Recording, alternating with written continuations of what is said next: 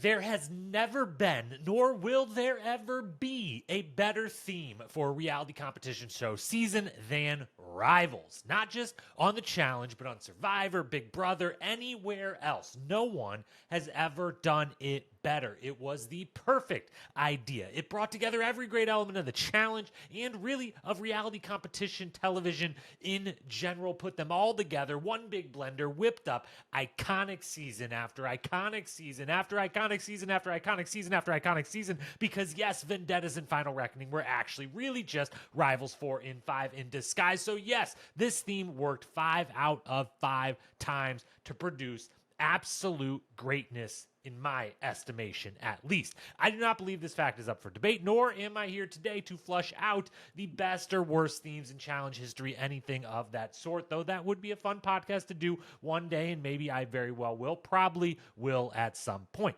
The purpose of today's podcast is instead to discuss the one single thing that maybe we will decide and find out could have been improved upon with Rivals, which is simply that they could have done it sooner. They could have done it sooner. They could have let the OGs in on this. The OGs had plenty of animosity, right?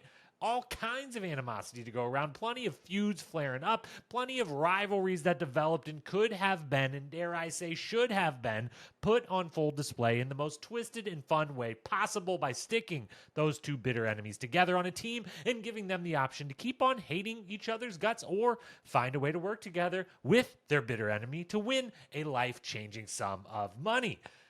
That in reality was like 50 grand, which is still very nice, enjoyable, but not so much life-changing money. That's just kind of how the show went in those days. You know what I'm talking about. Anyways, that's what we are here today to do, to discuss The Challenge, Rivals OG Edition, fantasy cast, and fantasy results. Here we go.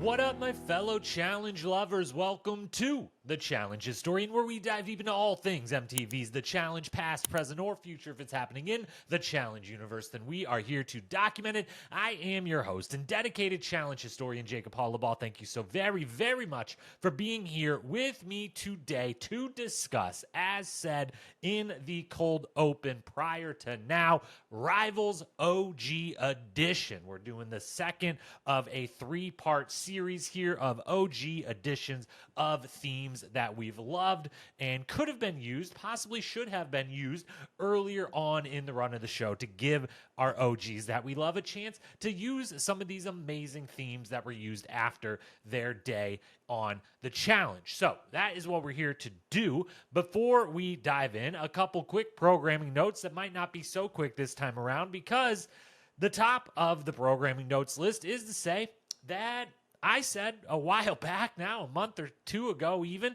that I wasn't going to really be taking any time off, that we were going to come to you every single week. I did the first of this series of 3 podcasts, I think almost a full month ago at this point, and then life happened and work happened, and it just didn't really work out.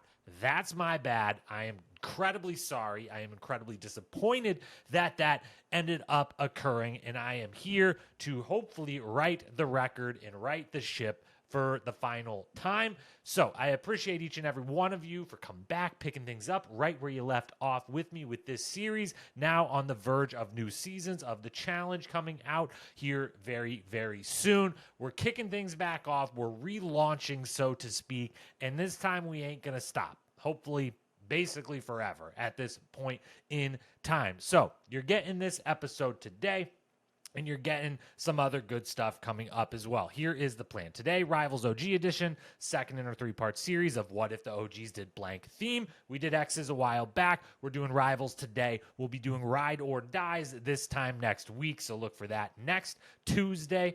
And then this Thursday, 2 days from now, we've got our Challenge USA 2 season preview podcast coming at you, diving into everything we know, what we're hoping for, what we think might happen, just all of our preseason thoughts for the Challenge USA 2, which then a week later debuts on CBS, and we will be covering all season long here on The Challenge Historian on Fridays and Mondays, because if you don't know, let me fill you in real quick. For once, I've actually paid attention to the info that has been put out on when those shows are going to air, and I believe I have this correctly. Maybe it's changed since I had originally heard this, wrote it down, took note of it. But the first 3 weeks of Challenge USA, it will debut on a Thursday, a week from this Thursday, a week after our season preview podcast. It debuts on a Thursday, but then episode 2 will be that Sunday. And for the first 3 weeks of that season, they're doing episodes on Thursday and Sunday. Thursday, Sunday, Thursday, Sunday.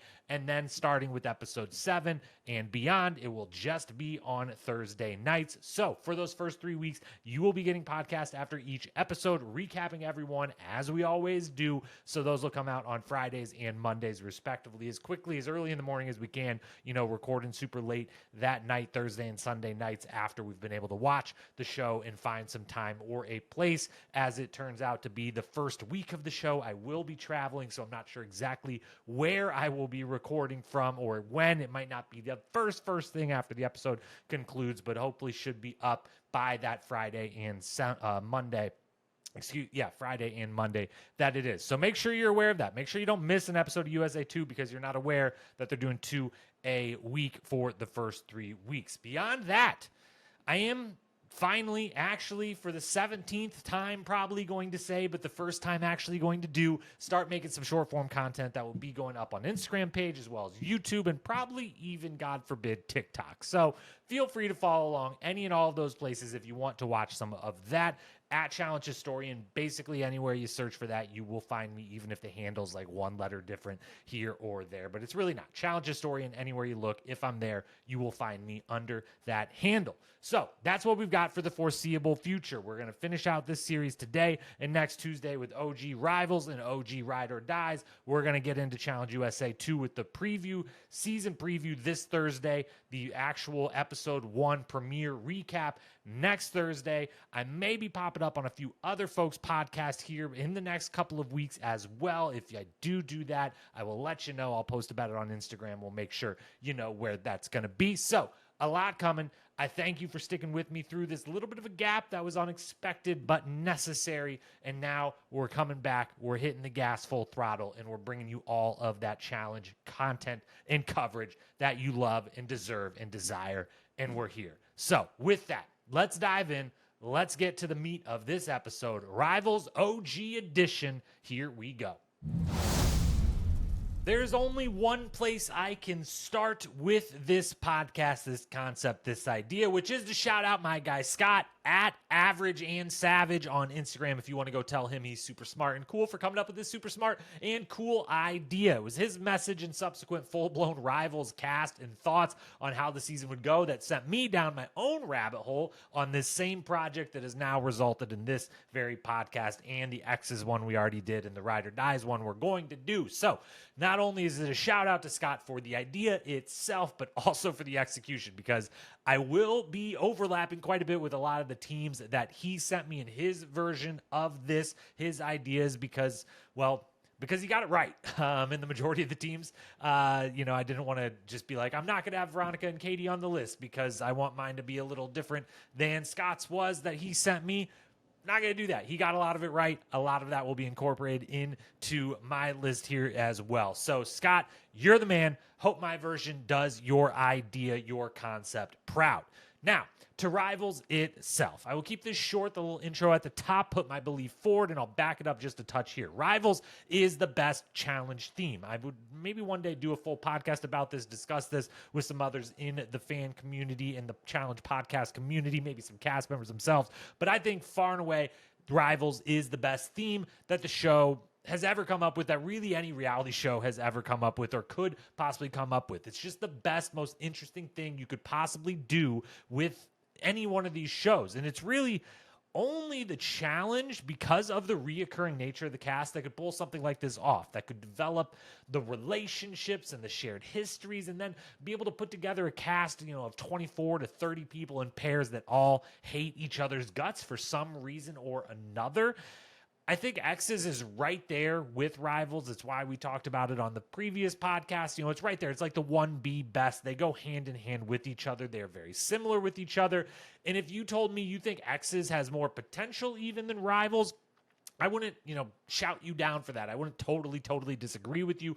But I do think because it's open to more than just simply relationships, it's one of those things where like all the X's teams could in fact be rivals teams if they did a, mixed gender team season, as we would see later on with Vendettas and Final Reckoning, which I stand by, are more or less, they're a fusion of Rivals and X's. They could have been easily called Rivals 4 and 5. I laughed the day they announced Vendettas, and it was like, okay, so we're doing Rivals 4, and you just came up with some other fancy, fun word, and now you're going to make the cast say the word Vendetta like 1,000 times during this season. Okay. Fun, I get it, whatever. It's Rivals 4. Final Reckoning, Rivals 5. Really a fusion of the two because X's could be rivals, but not all rivals were X's. And so that's why I kind of put Rivals just a little bit above X's, but they're both the best the show has to offer. And I think the history was there plenty earlier than when we eventually actually did Rivals. Rivals 1 was season 21 of the show, but in my mind, and what was in Scott's mind that caused him to have the idea and send it my way in the first place, is that they easily could have put together a pretty compelling list of rivals much earlier on and let some of the OGs battle it out alongside their worst enemies. So I wanted to put that to the test. I wanted to know, could they have actually filled out a full cast? Would it have been as entertaining, as exciting? Should they, in fact, have done it earlier? So that's what we're here to do. And so, they didn't. We will, at least in our fantasies. So here's the deal. The what if remains the same as when we did X's OG edition. Instead of season 21 being Rivals 1, what if they did Rivals as season 14? That's where we're placing this idea in the timeline, meaning immediately after the duel, which means the cast up to and including Real World Key West and Real World Denver, even if we want to include some would-be rookies, is eligible here. And then also everyone from basically all of Road Rules history. The only Road Rules that had not happened at this point was Viewers Revenge, which we will touch on briefly at the end of this, potentially with one team, but save for a couple people that came from that, a couple things that came from that. Basically, all Road Rules is on the table. Real World up to Denver is on the table, and the challenge up to the duel is on the table. Anyone coming from that. I've come up with a full cast list of 8 male teams, 8 female teams. This edition being in that fashion of the eventual Rivals 1 and 2 of being same gender teams. I'm not going to get into the full format, anything like that. We will talk about what I think would happen, but just not total format wise. If you have to go there, Rivals 1 format, the exact same. Rivals 1 and 2 basically were the exact same format. Let's do that again as well. I really like Rivals 2, the women vote on the men vote on the women. That would make it very interesting, certainly. So if we're doing format there, I guess I just did it. Rivals 2 format it is. I'm going to run through who those teams would have been. I'm going to give a few comments on each of those teams as we go. And then afterwards, I'm going to run through what I think would have transpired and a bit about how Rivals at this time would have potentially changed the course of different cast members' time on the show. And if it actually deserved to, with hindsight, should we say, or could we say that they should have or could have done this theme earlier? Would it have worked? Would it have been as amazing as it eventually was with Rivals 1, 2, 3, Vendettas, Final Reckoning, and on and on and on? So without further ado, let's hear who gets the casting call for the Challenge Rivals OG Edition. Alrighty, first team up. First call I've got to make. It's nearing the end of 2006. The duel is airing. Ratings are going bonkers. It's the greatest love story in reality TV history. Is playing out in front of our eyes. The greatest season of the challenge ever to that point. And little would we know, potentially ever was happening. Everyone was raving. The show was at an all-time high. And I know I have to follow this season up with something epic. So one person in a room mentions that pairs worked really well in Fresh Meat. They ought to try that again. Another person's like, what if, just hear me out here, what if we made Veronica and Katie partners? Wouldn't that be something? Everyone laughs, and then everyone stops and thinks, yeah, that would be something. That would be amazing, and Rivals would be born. I'm sure that's exactly what happened, 5 years later, whenever they actually did Rivals, some version of that with some other people in the Veronica and Katie place, but I bet that's how it happened. And in my mind, that's how it would happen. So obviously, those two women are where we start. And also, obviously, we're not telling a goddamn soul about the plans for this season, least of all the people we're calling to cast on it. None of them are going to know what they're getting in for. None of them are going to know the theme. If they ask, if we have to say anything, it's just another ho-hum challenge season. You'll be on a big old team, bunch of people you like, a couple people you don't like, but you can just pick on them and send them home. And it'll be really easy. You go to the final, you'll win a little money. It'll be a great time as always. They'll have no idea. They'll get there and be rudely awakened to find that they are partnered with the person they hate the most. So the teams, ladies first, starting with Veronica and Katie. As we said, they got to be the first team we pick. If you're telling me OG rivals, there's a few names, and we're going to get to all of them that come to mind, but this one definitely is one of those first ones I think of, not only because, we've got Veronica, as I've said over and over and over again, and we'll always stand by the original face of the franchise, the original star of the challenge. She, of course, would be invited to this season, and she, of course, has an obvious partner and foil in Katie. Now, the tough thing here is that both women could have a couple different partners. It's especially tempting to put Veronica and Julie together, given the harness fiasco on Inferno. But Katie and Veronica just simply, they had too many confrontations at this point. Mostly, starting with the gauntlet, Katie slowly but surely hating her team, directed a lot of that anger towards Veronica. Then we get, eventually builds up to the epic meltdown, screaming match near the end of Inferno. Katie has survived pretty much hating her team for the second season in a row. These two ladies did not get along. They had very different friend groups within the house. They were both absolute stars of the show. Putting them together would have been just absolute gold. And they are one of, if not my very first call to make, and make sure, if they say no, maybe we don't do this season quite yet. But once they say yes, they're both willing to come. We're like, okay, it's on. Rivals is happening. This is a great idea. This is going to work just purely off the fact that we're going to have these two there together as teammates. Let's continue. So let's also continue with our list. Second up, Julie wouldn't be with Veronica because she's going to be with Coral. Since we referenced her, we might as well still give her the call, partner her up with Coral, see if we can't recreate the magic of the greatest line ever said, maybe in all of TV history, not reality TV history, all of TV history, maybe just recorded human history. I don't know. I don't wrestle. I beat bitches up. The famous line, the most famous quote in challenge history, courtesy of Coral, directed at Julie, who wanted to wrestle her on the lawn. Coral wasn't having it. Now, the thing I always like to point out about this is that we learned on the reunion that the fight between the two got so much funnier when in the shit they should have shown, they give us the scenes where we find out that Julie, after this all went down, peed on Coral's bed that night, and Coral's response was simply to be so dumbfounded by it all that she didn't even get mad. She didn't even do anything about it. She could just only laugh and ask CT and Dave and others to act out exactly how Julie did it, like the stance she used, how much pee, what time was this at, what, give me all the details possible. One of my favorite scenes in challenge history, and it happened in a reunion. Shit they should have shown. It always worked. And I bet there is a lot of shit they should have shown in recent seasons. Maybe they could do a big YouTube dump one day of a bunch of shit you should have shown, compilations from seasons that they never gave us. I digress. Julie and Coral, I'd be on pins and needles all season long, waiting for the wrestling-based daily challenge where Julie, they would get there, they would find out, we're going to have to wrestle today. Julie turns to Coral, says, you want to beat some bitches up? And it's just on. Oh, it would be the best. It would be the best.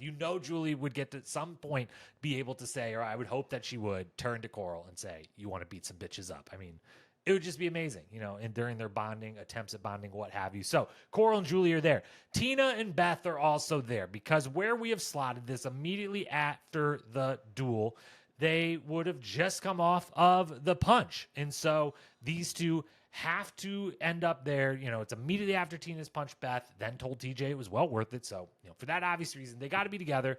And I know there's some other obvious picks for Beth's partner, but those people are also still going to be making an appearance. So we've got to get the two, the recipient and the giver of the punch from the season prior, because interestingly enough, a lot of the punches in challenge history came after this moment. So we don't have as many you punched me, you physically actually hit me rivalries to go with. So Tina and Beth, they're both stars of the show at this point. So they definitely got to be there. And again, because some of Beth's other potential partners, or Tina's other potential partners, as it turns out, would be there. Our next team would be Robin and Tanya. We remember Beth's clothes ending up in the pool at the hands of Tanya, but ultimately, that whole ordeal was about the fact that Tanya maybe, or maybe not, but maybe hooked up with Mark between seasons after Mark and Robin had hit it off on Battle of the Sexes 2.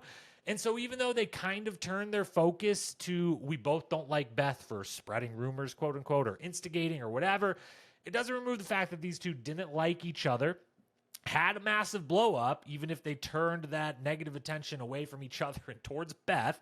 But they still had that still existed. And plus they're kind of like newer of the stars of the show at this time and are really kind of in the prime of their runs on the show. So, we've got to get them there. It's a great setup. And, with these last two teams we've talked about, the unbelievably great thing is you could just totally swap these four women around, mostly in any combination. But like Tina and Tanya could definitely be together. They had their issues and back and forth. Beth and Robin could definitely be together again from the same instance. It all works. So those four women are there, and maybe we just let them pick who of the four, how they want to match up 2 and 2 of the four. Our next team, one of the teams I'd be most excited to see, a little bit slightly of a deeper cut, but one that I think works so wonderfully and would really, it just works within this theme so ideally, and that is Rachel Robinson and Emily Bailey. Now, if you're not remembering or can't come up with it right away, let me take you back. While she didn't get the heat in the moment, Emily Bailey was the reason why Rachel got sent home on Battle of the Sexes and gave her one of her most famous lines, the quote, "This game is ugly, the inner circle is ugly, and I don't want to be a part of it anymore. Peace out," end quote. That line was very famous. The anger at the time was directed mostly towards Ellen, wrongly in the moment, because Emily Bailey had spearheaded the whole thing. And in the moment, when Rachel was saying that iconic line and, leaving in a big old storm, Emily Bailey was just over sitting in the yard, smoking a little cigarette, casually enjoying having sent home the girl who she said, quote, represented the girls who made high school horrible for me, end quote. So there was real deep-seated beef there of like Emily had this, these issues of the past with this certain type of person in her high school. And to her, Rachel represented that. And she took out that anger by getting Rachel out of there. I'm guessing that, when Rachel watches the season back, all that anger she had turns towards when she finds out who the actual person spearheading this was, turns towards her. And so, given how much, Emily disliked Rachel for what she reminded her of, how much Rachel probably ends up disliking Emily once she realizes she's the real reason she got voted out there, this pairing just works really, really, really well. Plus, it gives us Rachel, which is great, and we kind of need on the season. And it gives us Emily Bailey, who was great, fantastic on each season she was ever on. So getting her on another one would be wonderful. Next up, we've got Ayanna and Anissa. There was some bitterness there when Anissa was the one to deliver the news to Ayanna that she was going home on Battle of the Sexes 2, which led to the quote, the "I slept in my uniform" speech. There seemed to maybe be some issues between the two all season leading up to that. It was one of those things where it was like there's respect and love and like we feel like we should be really connecting, but like it's not working. So like there is that respect, but like why is there also friction? And then that moment obviously happens. Yes, this is maybe one of the weaker picks as far as like how big and bitter the rivalry would be. But one, I want this to be there because Ayanna should be on this season. In her original boot, the original cast member to ever be kicked off a season on Challenge 2000, Ayanna was over an altercation with Christian and kind of more with the guys, and so none of them can really be her partner. And Anissa could be with Kara from the infamous "I'll cut you with words" quote, but I've got a different partner for her coming up in 12 seconds. So Ayanna and Anissa are together. There's enough there. I want both of them on the season. They would be really good on this. Speaking of Kara, she would be here. She would be with Kina. These two did not get along on Gauntlet 2, nor they were on the seasons twice together. Neither time did they get along. I kind of feel like, I'll get to that in a second. Kina was a big part of Kara. I always want to say Kara. I always want to say Kara because of Kara Maria. Obviously, ends up in your head. You say it over and over enough, it's spelled the same way. Kara goes home at the losing to Kina on the Gauntlet. And in general, They didn't like each other, and Kina kind of came in and stole Kara's thunder a bit, and Market corrected her a little bit by being kind of similar, playing a similar role within the group, but also having the athleticism as kind of like the one next step above. And so I feel like there was real animosity. We saw it. One of them beat the other one in an elimination, and they kind of were competing for a similar role, a similar spot on the teams when they were together. So those two work wonderfully. Next up, the final, then eighth and final team on the female side would be Trishelle and Kendall. They had drama all over the Inferno after Mike dated Trishelle back on Gauntlet. Then he starts liking Kendall on the Inferno. Trishelle goes home, but then when she goes home to LA, it's a tight-knit circle back then of all the reality folks, as it still is today. But that was also when they still had cell phones in the challenge houses. So Mike finds out, hey, Trishelle's back here in LA talking all this shit about you and Kendall and this, that, and the other. It becomes a big thing. Miz treats Kendall like shit for a moment or two or three or whatever after that on the season. So really, yes, this is two of Miz's exes getting put together because of their kind of the friction that existed by proxy of this guy. But Trishelle was still out there talking shit about these two being together, so there is something here to go off of, and it would still be great, and it would be wonderful because Kendall and Trishelle were wonderful and would be really good for the show. So that's my eighth and final team. The alternate ideas here for the women's side, some of who we've already said. We said Tina and Tanya could be together, Beth and Robin could be together, Anissa and Kara could be together, but also then if you really wanted to try to squeak in like some real OGs, you could maybe put Montana with Beth. If you wanted to go back to some stuff on season 2, they didn't totally get along as teammates super well during that season. It's a bit of a stretch, but I was trying to get an OG idea in there. Trishelle and Coral or Irulan, either one. Coral and Irulan were the main ones, like, Miz, what are you doing? Why can't we vote out Trishelle? Why can't we send Trishelle to the Gauntlet on the Gauntlet? So there was a lot of friction there. That could play in. Or you could bring Joe Rhodes in and put her on anyone from the Gauntlet 2 that just reminds her of Trinidad and Tobago. And there you go. You've got a rivalry team. I don't know if you could have a stand-in, like a representative from Trinidad, be Joe's partner, something like that. But those are the other alternative ideas. But the 8 teams that I think would work the best would be Veronica and Katie, Coral and Julie, Tina and Beth, Robin and Tanya, Rachel Robinson and Emily Bailey, Ayana and Anissa, Kina and Kara, Trishelle and Kendall, and that is your 8 female teams. On the men's side, we start with a little bit of a deeper cut. That would be James Orlando and Jamie Murray. Again, we're trying to get some of the OG of the OGs, the super OGs into the mix here. And I think James and Jamie would qualify. They did not have any verbal fights or anything like that, although they did have to physically wrestle each other in one challenge one time.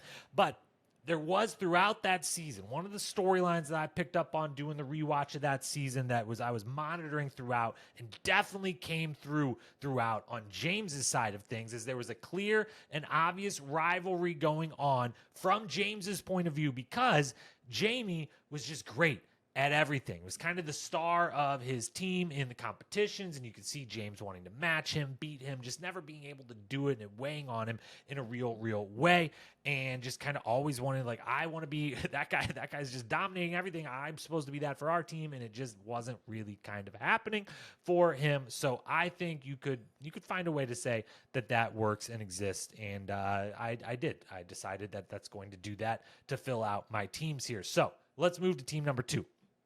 Alton and Theo Vaughn. These two kind of secretly behind the scenes didn't like each other much on Gauntlet. That came to fruition, the near fight after Irulan lost the Gauntlet. Theo's celebrating. Alton is getting very upset. There's true holding back, actual holding back of these two would have probably came to fisticuffs if not for people holding them back. So this definitely would have been, there was real animosity there from that moment. And plus, Theo was the only person who could ever beat Alton at things. In fact, could beat Alton at climbing in particular.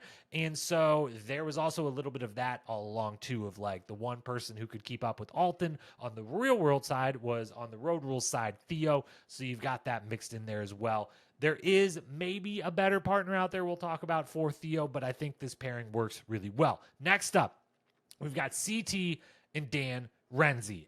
This team gets me so excited. This is on the men's side, the single, if I had to pick one reason, one team why to do this, this would be it. No, there was no huge fight. There was no punches thrown yet from CT on the challenge. Those were coming very soon, though. But these two did not get along on Inferno 2 at all. CT did not treat Dan or anyone, if we're being honest, really, on that particular season, very well. Just pure intimidation, tough guy tactics. And Dan was one of the few people who would actually say shit about it and talk back to him a little bit and not just kind of generally not take it, not be scared of the guy. And definitely as his partner would be one of the people that could actually stand up and be like, we're fucking partners, man. If you want to treat me like a partner, we can do this. And if you don't, we don't have to. I'll just peace out. But mainly we've got to have CT, again, who is yet to throw a punch. And you could say Wes and CT already, just from the duel, could be rivals, but that's no fun to do that. And there's more to come later. And obviously they eventually are rivals, real rivals for a lot of reasons, and then win a rival season.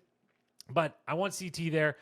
CT West feels a little too fresh, a little too new. CT Dan works really well. I love Dan so much. And mostly, I want Dan Renzi's commentary on this season. I want his commentary on every season. But in particular, this one, with all these fights going on, all this bitterness going around, I would just love his commentary on watching everyone have to interact with these people that they hate and what he would have to say about that. So this team just works really well. Next up, we would have Darrell and Wes. Fresh meat. Darrell throws in Wes over and over and over again throughout that season. It's, maybe not the strongest of rivalries, but Wes does reference it a lot on the Ruins and a lot on Fresh Meat 2 in that first episode when he wants to get Darrell out and gloats about being able to get Darrell out right away, and has definitely had animosity about how many times Darrell threw Wes and his partner Casey into the exile on Fresh Meat. And even later on, as they became friends, both kind of longtime challengers together, it was mentioned by Wes a time or two of like Darrell was not a person he liked or enjoyed or played the game with in any way in those early days. Plus, really, it's about this selection would be about let's get the defending champ and the 4-time defending champion together, a little bit of a super team. I've got to have someone else for CT, even though you could honestly have put CT and West together, same as you could put Darrell with Brad from their behind the scenes argument on Inferno 2, not even the eventual fight that would come down the line. Which reminds me, let's talk a little more about Brad. The next team, also a little of a deeper cut, but one I would be really interested in and really intrigued, and is in a big way me roping in another real OG of the show. Brad and Eric Nice would be together, because back on Battle of the Sexes 2, Brad felt pretty sour about the alliance that he said was occurring all season long, and no one wanted to listen to him. And then when it really came down to it in that final 5, it became clear and became evident, and then was actually talked about by the 4 of them. Eric, Mark, Theo, and Dan had an alliance the entire season long, the whole way through. And when it came down to 5 people left, and Brad was like, Eric clearly should be the one to go home based on how we've supposedly been doing this the whole season long. It was not. It was young Brad, rookie Brad. You got to get out of here. He was upset about it all season long. And then the reason he was upset came to fruition when he was told it wouldn't. And Eric goes on, to win the season along with Theo and Dan. Brad goes on to come really close to winning a few more times, and he's got to be sitting there at this point in time of like, damn it, almost just won the duel. West just beat me a little bit, that bullshit soccer thing. I also should have won my rookie season if it wasn't for Eric. Like, I should have won. It shouldn't have been Eric. It should have been me. It gets us Brad, one of the new fresh stars of the show. It gets us a true OG in Eric. I'll take it. I love it. Brad and Eric would be a team. Next up, we've got 3 left here.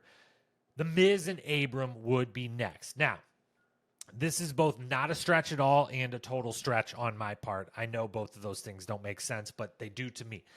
Not just because, It's mostly a stretch because this was a friendly rivalry. These two were friends. They both enjoyed competing against each other, the rivalry they had, but also because The Miz was well on his way to wrestling fame, likely isn't doing the show again at this stage. I don't think he's going to be able to say back. But if, the money's right, the timing's right, he would eventually host spin-offs and reunions still after this time. So I think we could get him there.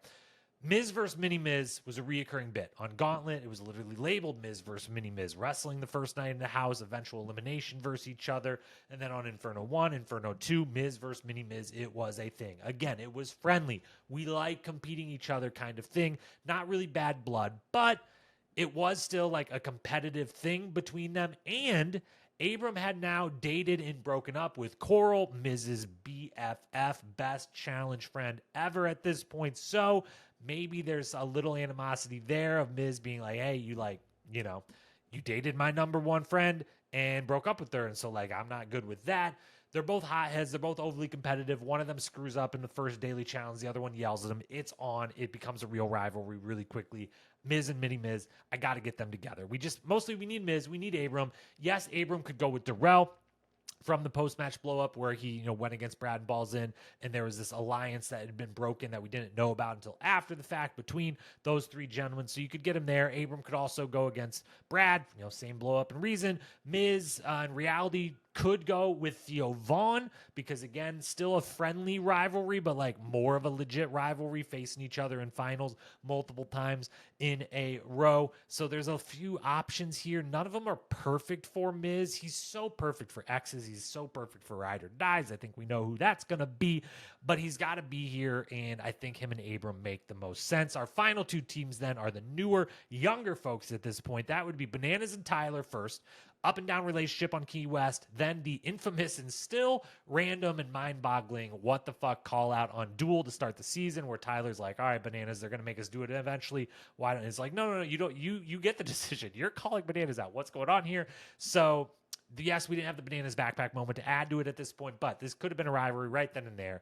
And as much as, they wanted to promote the Key West group at this point, they definitely would have got these two involved as the most obvious rivalry to bring in from the Key West cast. So they're there, as are rookies, Tyree and Davis. We got to have a rookie team if we're being realistic about our casting. And I like to try to be realistic with my fantasy cast. Plus, turns out a lot of, we'll get a little more into this later, but the big kind of OG guys are more cordial than their female counterparts to some degree. So the teams were a little more sparse here. And these two eventually are rival partners on the first season of Rivals because of things that happened on Real World Denver, which had filmed and come out. And so they, again, are just the obvious selection to get a rookie team in the mix, which we still would have had at least one rookie team here. There's no real, Jen and, Jen doesn't really work with anyone from her Real World cast as a rival. So these two are got to be there. So our 8 male teams would be James and Jamie,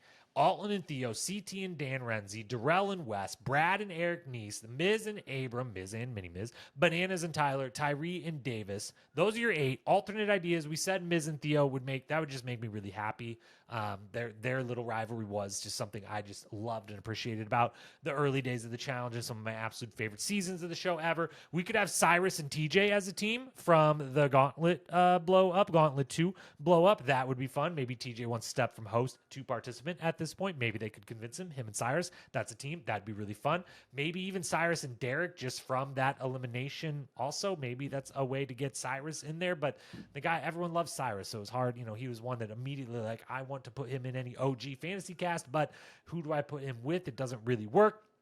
Puck and David would be the super duper obvious pick, the spit in the face, the whole thing, but it wouldn't be fun. They would lose to any of these other teams very quickly and easily. And also there's no way, they're far removed, thankfully, at this point from the puck business. Hopefully they would stay that way. So I didn't want to put them in, even though they were a very obvious rivalry that occurred. Shane and Steven, Steven does get sent home on Battle of the Sexes too for slapping Shane in the face, but it was so innocent. It was so random and just an in the moment kind of thing. And then both of them reacted afterwards of so sorry and remorseful, and like they don't actually dislike each other or anything. So there wasn't a rivalry there, even though someone got sent home for slapping the other person. CT and Adam could have already happened. Like just from their real world time together, things were not great between those two on then. Some of the things that came up later was, referring back to times on the real world. So they definitely could have been if you wanted to put CT with Adam then and there.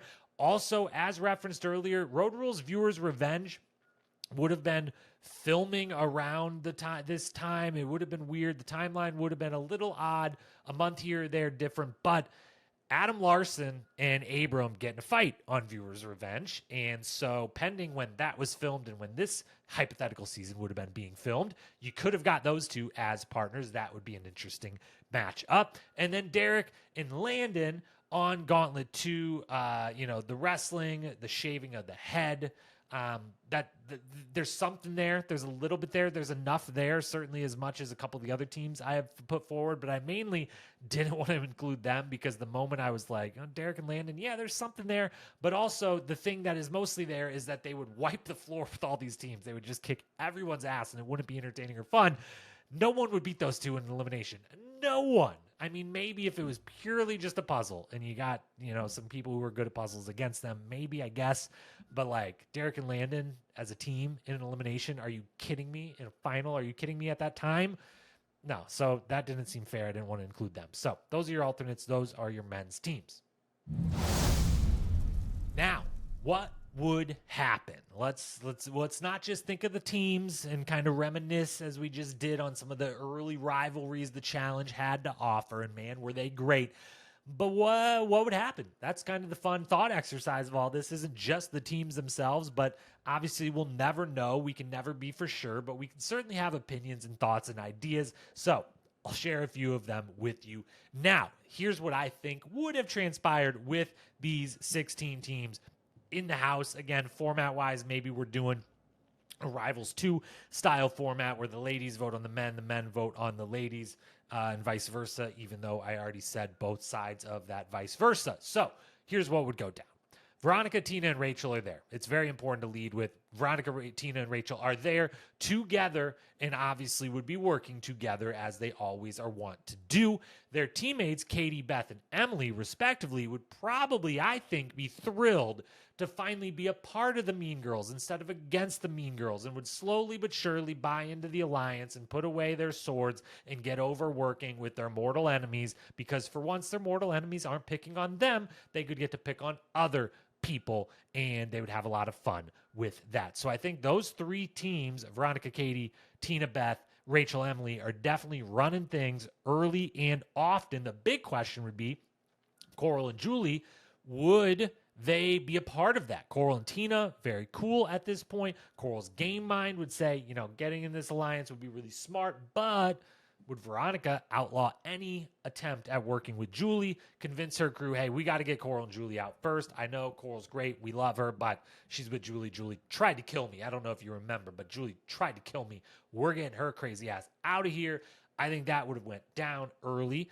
Miz and Abram, I think they'll step in, try to align with the Mean Girls, but only if Coral and Julie are a part of it, which begrudgingly they would all agree to, forming this big super alliance. Coral would have some epic, like, y'all don't go, y'all don't have to go get along with her or be freaking partnered with her like I do. You just have to not say her goddamn name. That's it. How hard is that? Like, she would have some rants about, like, I'm the one partnered with Julie. You just have to not vote for her. Those would be wonderful and great.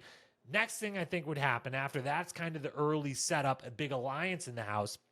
I think Kina and Kara are in the first elimination on the women's side. Like, point that just definitely mark that down. They're likely going home first. I think Robin and Tanya are beating them and then getting thrown in over and over again, likely taking out Anissa and Ayana, Trishelle and Kendall, getting them into, the final five on the women's side. That is Robin and Tanya with the Mean Girls plus Coral. On the men's side, I think 100% for sure, the thing I would be most confident if this was the real teams this season actually would have taken place is number one, episode 1, Bananas and Tyler versus Davis and Tyree. 100% happening. First elimination. The new kids are going in on the men's side. I think that would be cut and dry with this group of people, regardless of who was voting on what, who had the power, anything.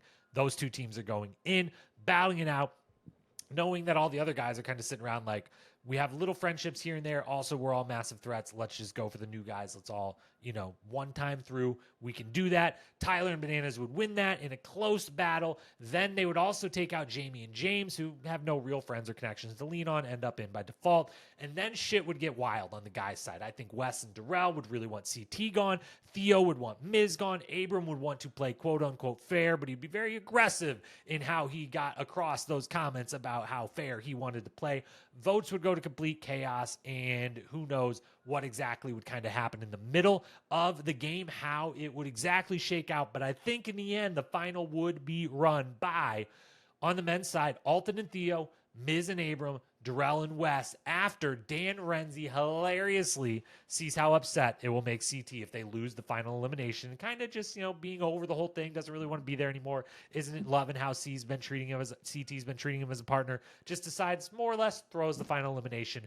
They go home. Alton, Theo, Miz, Abram, Darrell, Wes into the final. On the women's side, the 4 teams in that alliance would have to figure out how to get from 4 to 3. 2 of them would have to go in that final elimination. And in the end, I think Veronica and Katie lose to Coral and Julie in the final elimination of the season in an epic all-timer. I mean, could you imagine Veronica and Katie, Coral and Julie, all the history, everything tied into all of that? It would be the best. It would be the best thing ever, best elimination ever, potentially on paper, and would be amazing. Coral and Julie would win to go to the final with Rachel and Emily and Tina and Beth, who have been kept because their alliance secretly behind there. Beth talks about, Beth's kind of the layup in the final here. Her and Tina, I don't think we have any problems. So that's how Rachel and Emily, the team no one wants to face in the elimination, and Tina and Beth, the team everyone wants to kind of face secretly in the alliance in the final, end up skating by while the other 2 go into that epic clash.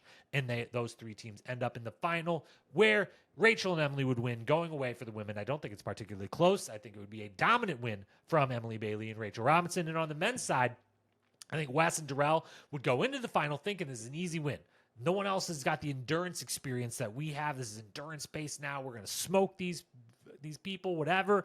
But little do they know, there's actually 3 separate portions of the final that revolve around climbing, just because producers want to watch Theo and Alton climb things together, and their endurance holds up, leading to a title for Alton and Theo, and a big move up the all-time best player standings for both of those 2 gentlemen. Really would vault their resumes a lot higher than they already highs they have reached, both of those individually. So I think Rachel and Emily win on one side. Alton and Theo win narrowly over Wes and Darrell on the other side, thanks to the reverse soccer kick happening for Wes. Instead of Wes getting the obvious thing he's way better at than his opponent, this time around it's Alton and Theo that just get a bunch of climbing for some random reason, and suddenly they're winning the final. Teams that would fight like hell the entire season: Katie and Veronica, Tina and Beth, CT and Dan, Bananas and Tyler. I think those 4 teams would fight like hell the whole way through, leave just as big, if not bigger, rivals than they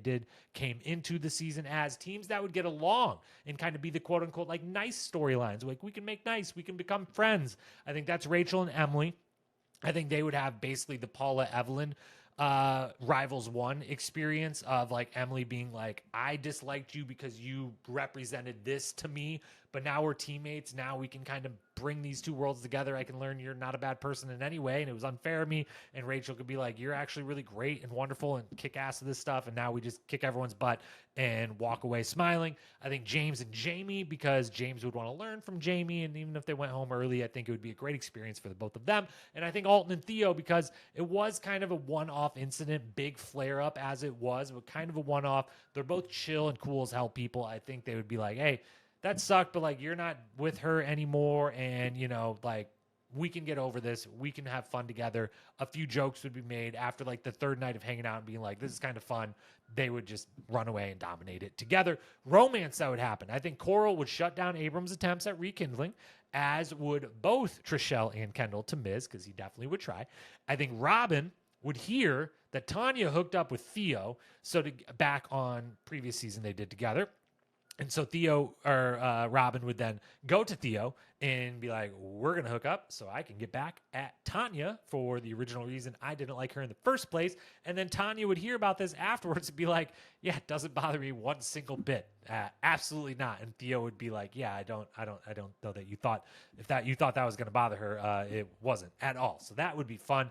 And then I also think there would be a share of suitors for Kara. She would be going around, all the guys would be going after her as one of the few single and younger women of the house, as well as Kina. I think their team just in general would maybe be able to get by on like, the guys are voting for us.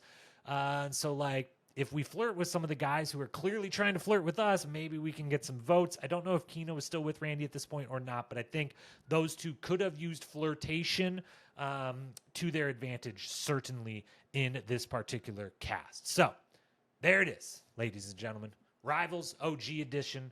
That's who I think would win. That's who I think would happen. Who would go home friends? Who would go home still bitter enemies? What do you think? Personally, I think this works a bit better than X's OG edition. Certainly, I kind of came out of X's OG edition being like, maybe it wasn't time. They actually waited till the right time and place to do that. With this one, I think it passes the test ultimately of, yes, they should have done this earlier. Yes, I think it would have been great.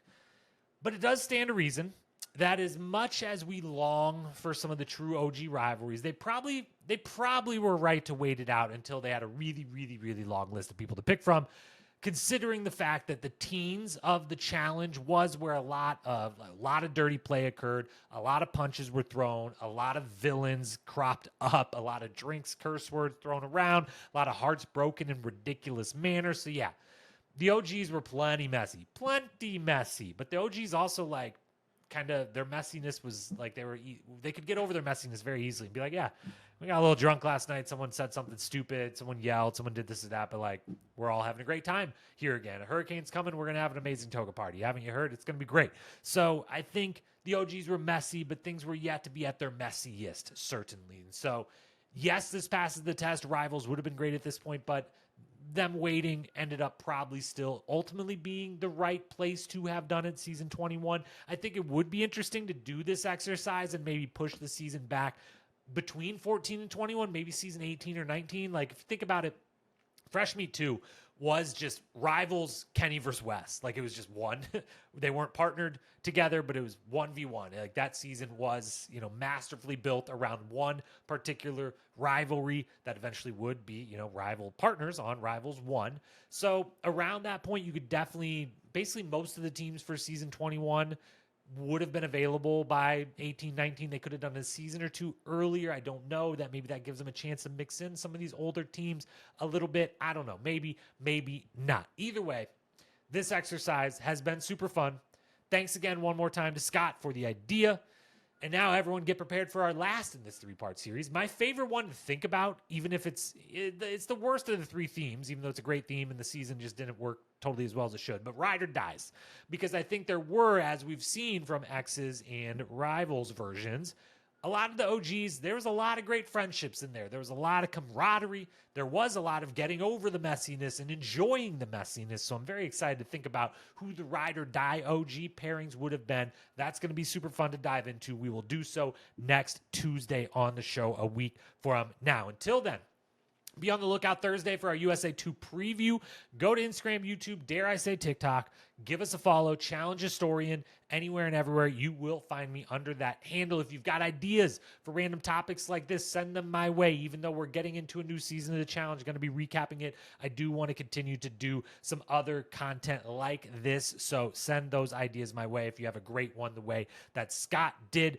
And even if it just ends up being back and forth in the DMs, it's always fun time chatting challenge with you, any of you. I love doing it. It's my favorite thing about this show is then all the messages and then the back and forth, different opinions, different points of view on this wonderful, amazing, beautiful show that is The Challenge. So hit me up, hit the follow, hit the subscribe wherever you're listening, following, leave a 5-star rating if you don't mind. Thank you, as always, for being here. I love and appreciate you. Until next time, peace.